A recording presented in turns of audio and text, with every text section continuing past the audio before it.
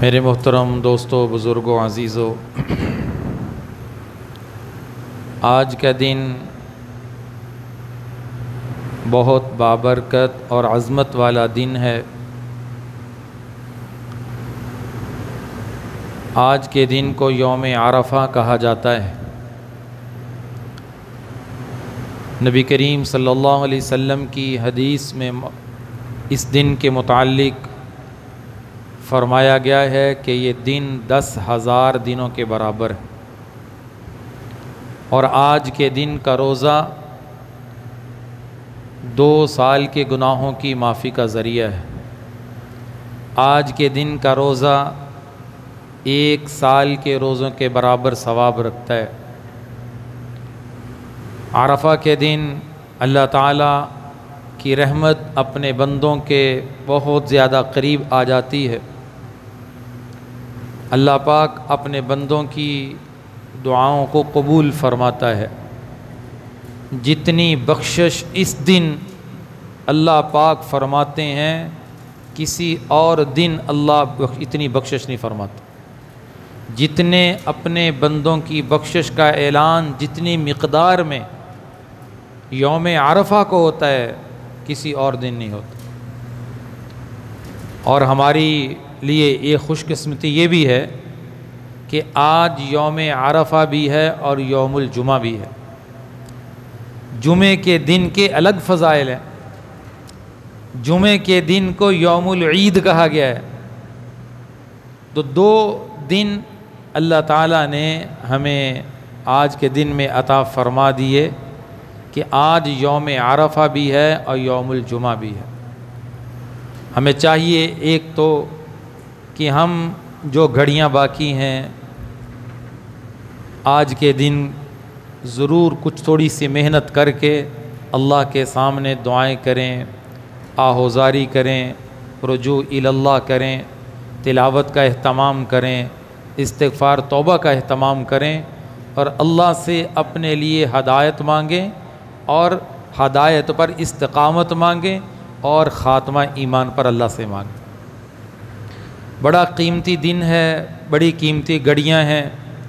یقیناً قدر کرنے والے ان آنے والے ایام اور گھڑیوں کی قدر کرتے ہیں، اور چند لمحات میں، چند گھڑیوں میں وہ چیز حاصل کر لیتے ہیں جو عام لوگ سالہ سال حاصل نہیں کر سکتے۔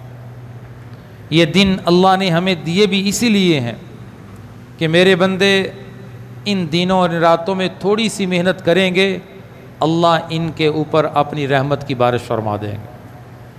تو آج کا دن بڑا قیمتی اور اہم دن ہے۔ اللہ تعالیٰ کی بارگاہ میں دعا ہے کہ اللہ پاک آج کے دن کی پوری برکات ہمیں نصیب فرمائے۔ اور کل کا دن 10 ذی الحجہ کا دن ہے۔ عالم اسلام کے مسلمان عید الاضحیٰ کی خوشیاں منائیں گے۔ مسلمان کی خوشی اللہ کی حدود میں ہوتی ہے۔ مسلمان کسی بھی مرحلے میں بڑی سے بڑی اسے خوشی ملے، یہ حدود سے تجاوز نہیں کر سکتا، اپنی من مرضی کے مطابق خوشی نہیں کر سکتا۔ یہ خوشی کرنے میں بھی اللہ کا پابند ہے، اپنے نبی صلی اللہ علیہ وسلم کا پابند ہے۔ بڑے سے بڑا غم اس کے اوپر آ جائے، غم کرنے میں بھی یہ حد سے تجاوز نہیں کر سکتا۔ اس کی بھی حدود اللہ کے نبی نے بتائی ہیں کہ اگر تمہارے اوپر غم ہو جائے، کسی کی وفات ہو جائے، تم اس غم میں جو مرضی کرنا چاہو تم نہیں کر سکتے۔ اللہ کے نبی نے فرمایا، جن گھروں میں مرنے والوں پہ نوحہ ہوتا ہے، چیخ و پکار ہوتی ہے، آوازوں سے رونا ہوتا ہے، اللہ کی طرف سے ان پر لعنت برستی ہے۔ یہ حدیث بتلا رہی ہے کہ غم کے اندر بھی ہم حد سے تجاوز نہیں کر سکتے۔ فرمایا جہاں نوحہ ہوتا ہے، ان کے رونے کی وجہ سے میت کو قبر کا عذاب دیا جاتا ہے۔ یہ رونا سبب بنتا ہے اس کو تکلیف کا۔ تو یہ حدیث ہمیں بتلا رہی ہیں کہ مسلمان کی خوشی بھی اللہ کی حدود میں، اللہ کے نبی کے طریقے کے مطابق ہونی چاہیے، اور مسلمان کو اگر غم آ جائے، غم کے اندر بھی وہ اللہ کا پابند ہے اور اپنے نبی صلی اللہ علیہ وسلم کا پابند ہے۔ تو عید الاضحیٰ میں دو بڑے عمل ہیں۔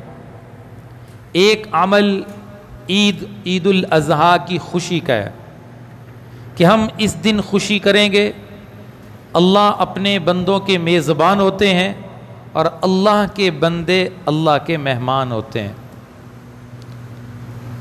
خوشی جب سنت کے مطابق ہوگی، اللہ عید الاضحیٰ کی پوری پوری برکتیں اور رحمتیں نصیب فرمائیں گے۔ اگر خوشی میں یہ حد سے تجاوز کر گیا تو قرآن کہتا ہے وَمَن يَتَعَدَّ حُدُودَ اللَّهِ فَقَدْ ظَلَمَ نَفْسَهُ، جو اللہ کی حدود سے تجاوز کرتا ہے وہ اپنے ساتھ ظلم کرتا ہے۔ تِلْكَ حُدُودُ اللَّهِ، اللہ کی حدیں ہیں، تم اس سے تجاوز نہیں کر سکتے۔ اگر عید الاضحیٰ کی پوری رحمتیں، پوری برکتیں لینا چاہتے ہو تو عید الاضحیٰ کو اللہ کی بتائی ہوئی، نبی کریم صلی اللہ علیہ وسلم کی بتائی ہوئی ترتیب کے مطابق گزارنے کی نیت کریں۔ خوشی کے اندر آ کر اللہ معاف کرے، مسلمانوں کے گھر ایک سینمے کا گھر پیش ہو رہا ہوتا ہے، گانا بجانا عام ہو جاتا ہے، مسلمان خوشی میں آ کر نماز چھوڑ دیتا ہے اور فحاشی اور عریانی کے اڈوں کو وہ آباد کر لیتا ہے۔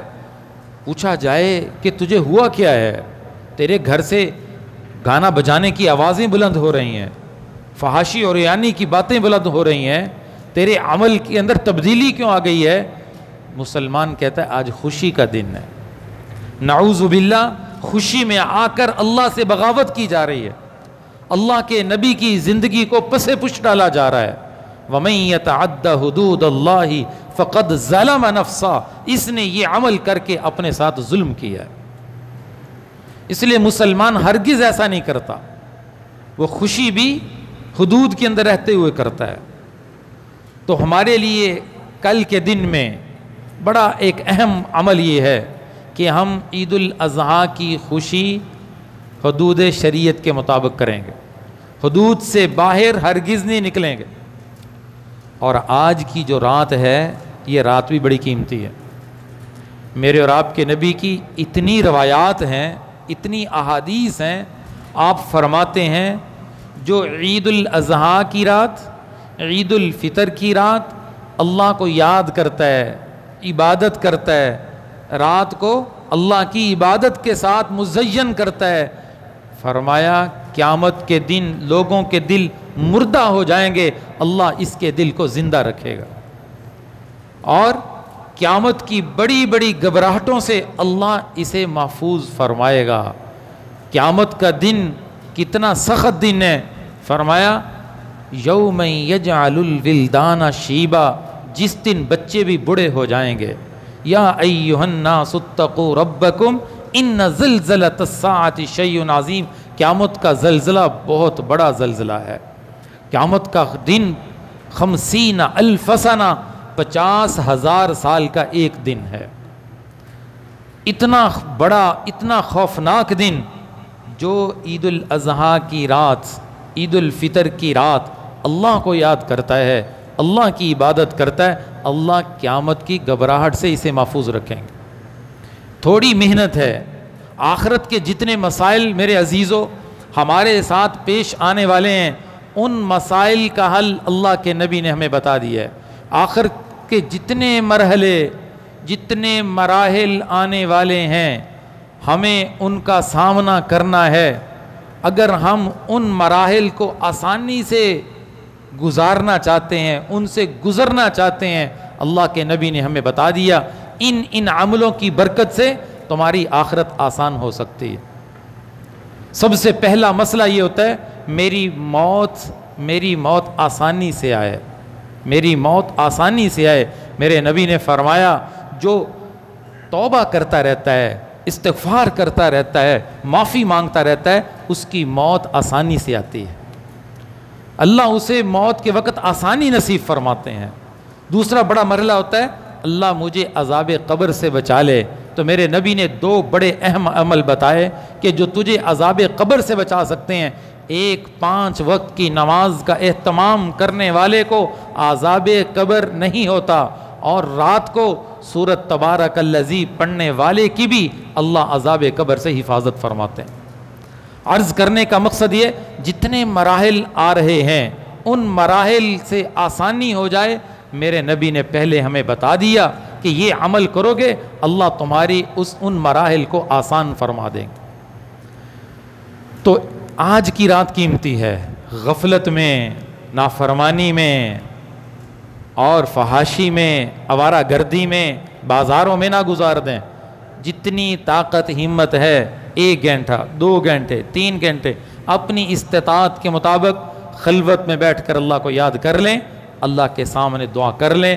یہ آج کی رات کی دعا ایسی قبول ہو، میری آپ کی زندگی میں انقلاب آ سکتا ہے، پہلے سے بہتر ہو سکتی ہے۔ اس لیے آج کی رات کو قیمتی سمجھتے ہوئے آج کی رات کو قیمتی بنائیں، اور پھر جو دن شروع ہوگا وہ دن بھی بڑا قیمتی ہے۔ میرے نبی نے فرمایا قال النبی صلی اللہ تعالی علیہ وسلم ان اعظم الایام عند اللہ تبارک و تعالی یوم النحر، اللہ کے نزدیک دنیا میں جتنے بھی ایام اللہ نے بنائے، جتنے بھی دن اللہ نے بنائے، سارے دنوں میں سب سے بڑا دن اعظم، صیغہ اسم تفضیل اکبر کی طرح، اللہ اکبر، اللہ سب سے بڑے ہیں، اعظم بھی اسی طرح، سب سے بڑا دن اللہ کے نزدیک قربانی کا دن ہے۔ قربانی کا دن 365 دنوں کا سردار ہے، سب سے بڑا دن اللہ نے اس دن کو بنایا، اور فرمایا اس دن اللہ کو سب سے زیادہ محبوب عمل قربانی کا عمل ہے۔ خون بہانا ہے، جانور کی گردن پہ چھری چلانا، یہ اللہ کو سب سے زیادہ محبوب عمل ہے۔ آج مسلمان قربانی کے عمل سے بھاگنے کی کوشش کرتا ہے، مختلف ہیلے بہانوں سے قربانی کے عمل سے جان چھڑانے کی کوشش کرتا ہے۔ یقین کریں جب قیامت کے دن اس کا اجر اور ثواب پتہ چلے گا، مسلمان تمنا کرے گا کہ میں ایک نہیں، میں 1 سے زیادہ قربانیاں کر کے آتا۔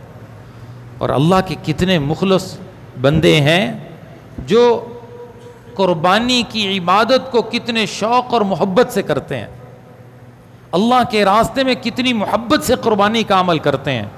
میرے عزیزو، جتنی محبت سے اللہ کے حکم کو زندہ کرو گے، یقین سے کہتا ہوں اللہ کی رحمت اتنی تمہیں ملے گی، اللہ تمہارے دلوں پہ اتنی رحمتیں اور برکتیں نازل فرمائے گا۔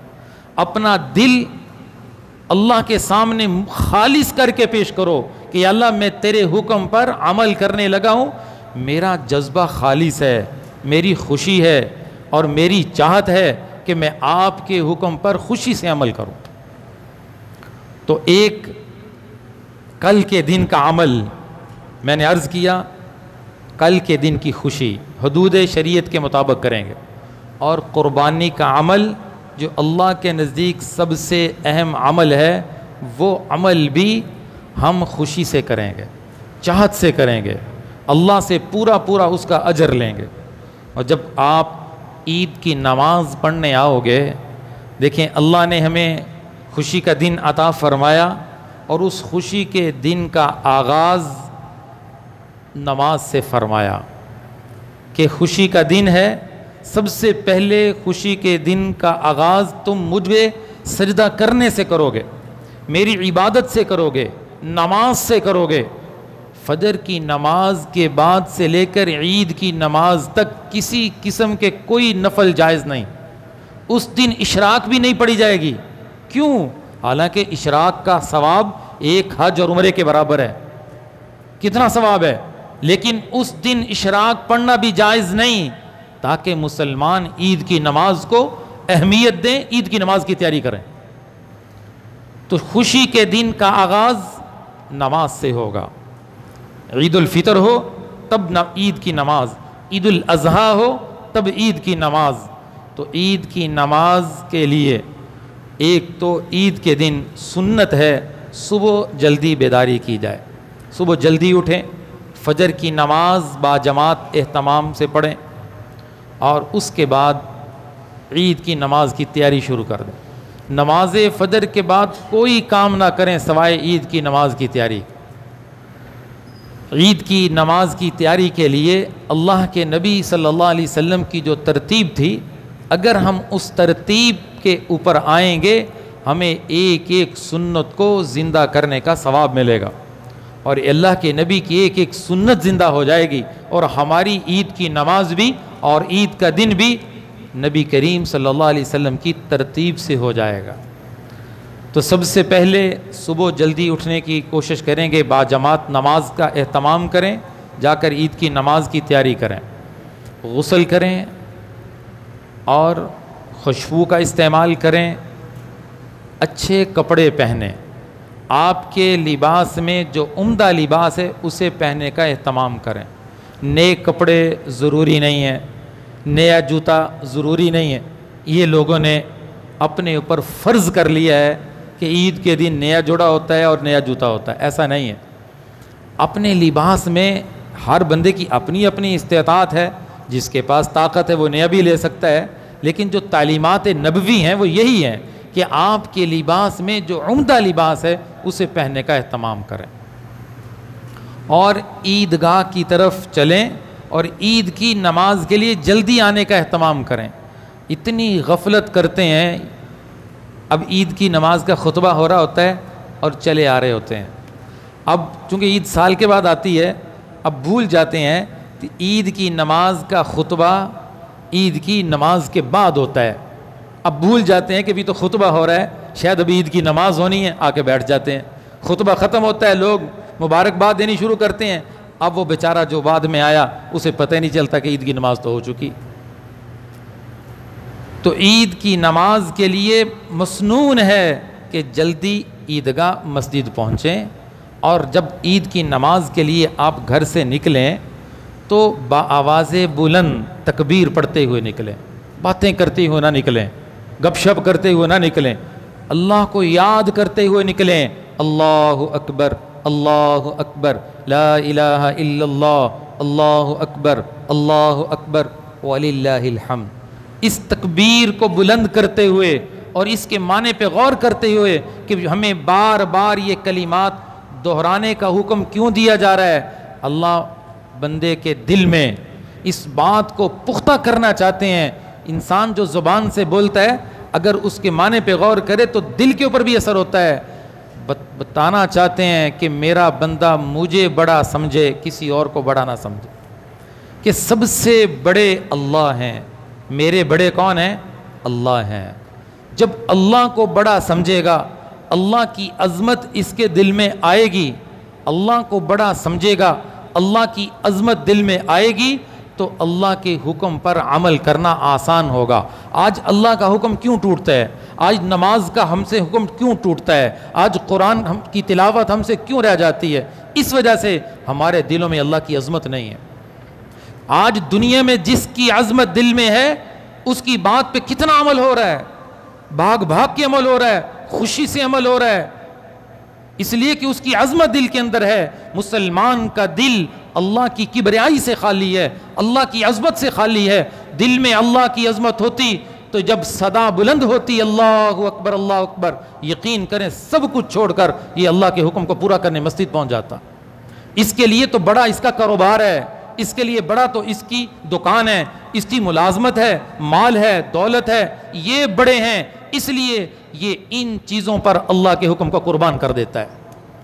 تو بار بار ہمیں کہا جا رہا ہے تکبیر پڑھو اللہ اکبر، اور معنی پہ غور کرو کہ میں کیا کہہ رہا ہوں، اللہ سب سے بڑے ہیں، میرا کوئی نہیں ہے سوائے اللہ کے، میرا کوئی نہیں ہے سوائے اللہ کے، اللہ سب سے بڑے ہیں۔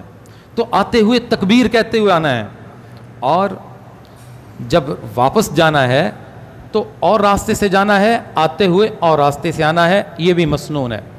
اور عید کی نماز سے پہلے اگر عید الفطر کے دن عید کی نماز سے پہلے تو کچھ میٹھی چیز کھانا مسنون ہے، لیکن عید الاضحیٰ قربانی والی عید میں اگر کھانے کا آغاز قربانی کے گوشت سے کریں تو یہ مستحب ہے، ضروری نہیں ہے۔ بھوک لگی ہے آپ کھا سکتے ہیں، پی سکتے ہیں، ضروری نہیں ہے کہ گوشت سے ابتدا کریں، مستحب ہے۔ اگر کسی میں طاقت ہے تو وہ اس پہ عمل کر لے۔ اور یہ بھی ذہن میں رکھیں کہ یہ روزہ نہیں ہوتا، یہ تو اللہ کے نبی صلی اللہ علیہ وسلم کی تعلیمات ہیں۔ عید کے دن روزہ رکھنا حرام ہے۔ مجھے عید کے دن فون آیا کہ آج روزہ کس وقت کھولنا ہے۔ ایک بھائی پوچھ رہے تھے کہ آج روزہ کس وقت کھولنا ہے۔ وہ بیچارے سمجھ رہے تھے کہ شاید قربانی کے گوشت سے روزہ کھولا جاتا ہے۔ عید کے روزہ نہیں ہوتا، 5 دن روزہ رکھنا حرام ہے۔ عید الفطر کے دن، عید الاضحیٰ کے دن، ایام تشریق میں روزہ رکھنا حرام ہے، روزہ نہیں ہوتا۔ بہرحال جس میں طاقت ہے وہ اپنے کھانے کا آغاز قربانی کے گوشت سے کرے۔ اور عید کی نماز کے لیے جب آئیں گے بر وقت آ جائیں، تاکہ عید کی نماز کے مسائل ہی نہ بنے کہ اب نماز عید میں تاخیر ہو گئی ہے، اب میں نے اس کو کیسے پورا کرنا ہے۔ لیکن پھر بھی سمجھ لیں انسان ہے، لیٹ ہو سکتا ہے۔ اگر آپ مسجد میں اس وقت پہنچے عید کی نماز کے لیے کہ امام صاحب تکبیرات کہہ چکے تھے اور وہ قرات کر چکے تھے پہلی رکعت کی، تو آپ آتے ہی 3 تکبیریں کہہ لیں، ان کی قرات کے دوران ہی 3 تکبیریں کہہ کے قرات سننے میں مشغول ہو جائیں۔ اسی طرح اگر امام پہلی رکعت کے رکوع میں چلا جائے، آپ عید کی نماز کے لیے اس وقت پہنچے کہ امام رکوع میں تھا، آپ جلدی سے نیت باندھیں اور نیت باندھ کر نیت تکبیر تحریمہ الگ تکبیر کہیں اور رکوع میں جانے کی الگ تکبیر کہیں۔ رکوع میں جا کر 3 تکبیریں کہہ لیں، پہلے تکبیریں کہیں پھر رکوع کی تسبیح پڑھیں۔ اگر وقت ہو تو پڑھ لیں، نہ وقت ہو تو رکوع کی تسبیح نہ پڑھیں، چونکہ پڑھنا مسنون ہے، تکبیریں کہنا واجب ہیں۔ وہ تکبیریں حالت رکوع میں کہہ لیں تو نماز پوری کر لیں۔ اور اگر آپ عید کی نماز کے لیے مسجد میں اس وقت پہنچے کہ وہ امام صاحب تو رکوع سے کھڑے ہو چکے تھے، اب آپ کو پتہ ہے جس کا رکوع رہ جائے اس کی رکعت رہ جاتی ہے، یا وہ ایسے وقت میں پہنچا 1 رکعت ہو چکی تھی، دوسری رکعت میں شریک ہوا، تو اب امام کے سلام پھیرنے کے بعد وہ کھڑا ہوگا اور ثنا پڑھے گا، اعوذ باللہ بسم اللہ پڑھے، فاتحہ پڑھے، قرات کرے، پھر 3 تکبیریں زائد کہے، چوتھی تکبیر میں رکوع کر کے اپنی رہی ہوئی رکعت کو پورا کر لے۔ یوں عید کی نماز کو پورا کیا جائے۔ تو ان ساری چیزوں سے بچنے کے لیے چونکہ یاد رہنا مشکل ہو جاتا ہے، تو آپ حضرات عید کی نماز کے لیے بر وقت تشریف لائیں۔ عید کی نماز سے پہلے جو اردو خطبہ ہے وہ بھی سننے کا اہتمام کریں۔ عید کی نماز انشاءاللہ العزیز 6:30 بجے یہاں پہ ادا کی جائے گی، تو انشاءاللہ 6 بجے کے بعد بیان شروع ہوگا، آپ بر وقت تشریف لائیں، نماز کے بعد عید کی نماز کی تیاری کریں۔ اور عید کی نماز سے پہلے اردو خطبہ ہوتا ہے، بیان ہوتا ہے، عید کی نماز ہوتی ہے، عید کی نماز کے بعد پھر عربی خطبہ ہوتا ہے، وہ سننا بھی ضروری ہے۔ اگر عید کا خطبہ نہ سنا تو عید کی نماز ادھوری رہ جائے گی۔ اس کے بعد جا کر آپ اپنا قربانی کا عمل کریں گے۔ عید کی نماز سے پہلے قربانی ذبح کرنا جائز نہیں ہے۔ اس شہر میں، اس علاقے میں کسی ایک مقام پر عید کی نماز کا ہونا ضروری ہے۔ کسی ایک جگہ پہ نماز عید ہو جائے تو قربانی کی جا سکتی ہے۔ جس کی طرف سے قربانی ہو رہی ہے اس کا عید کی نماز پڑھنا ضروری نہیں ہے۔ اس نے عید کی نماز پڑھی ہو یا نہ پڑھی ہو، بس اس شہر میں عید کی نماز کسی ایک جگہ پہ ہو جائے، کسی ایک مسجد میں، کسی ایک عیدگاہ میں ہو جائے تو جانور ذبح کیا جا سکتا ہے۔ بیرون ممالک میں سابقہ جمعے کے بیان میں عرض کیا تھا، بعض ممالک میں عید آج ہے اور بعض ممالک میں عید ہمارے ساتھ ہو رہی ہے۔ برطانیہ میں، ڈنمارک میں، سعودیہ میں، عرب ممالک میں عید آج ہے، لیکن ساؤتھ افریقہ، افریقی ممالک بعض میں عید کی نماز، عید کا دن کل ہمارے ساتھ برابر ہے۔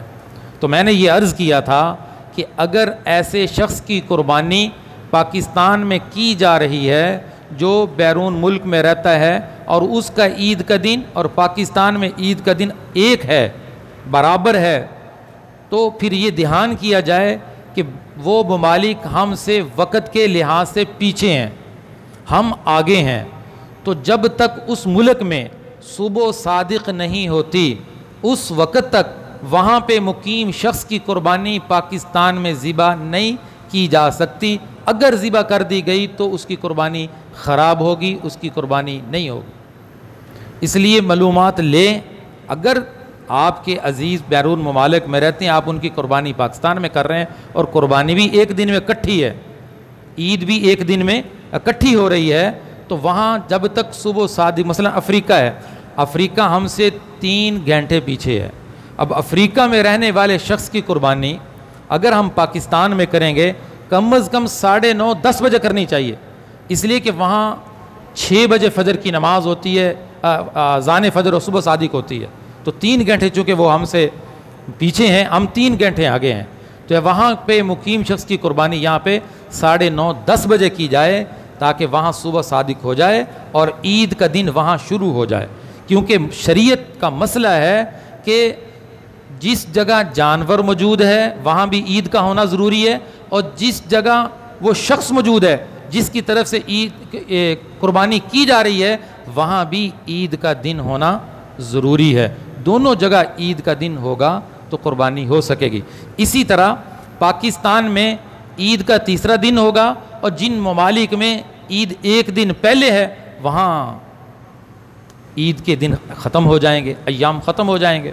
اب ان کی قربانی پاکستان میں تیسرے دن کرنا بھی قربانی کو خراب کر دے گا، اگرچہ اہل علم کا اس میں اختلاف ہے، لیکن صحیح بات پہ عمل کرنا چاہیے، اعلیٰ بات پہ عمل کرنا چاہیے۔ وہاں عید کے دن ختم ہو چکے ہیں، جہاں پہ وہ شخص موجود ہے جس کی قربانی پاکستان میں کی جا رہی ہے، پاکستان میں عید کا تیسرا دن ہے، تو لہٰذا اس کا پورا اہتمام کریں کہ وہاں بھی عید کا دن ہو، پاکستان میں بھی عید کا دن ہو، اس وقت ان کی قربانی کریں گے تو قربانی کا عمل ان کا ٹھیک اور درست ہوگا، وگرنہ قربانی خراب ہو جائے گی۔ اللہ تعالی ہمیں ان مسائل کو سمجھ کر اس کے مطابق قربانی کا عمل کرنے کی توفیق نصیب فرمائے۔ وآخر دعوانا الحمد للہ رب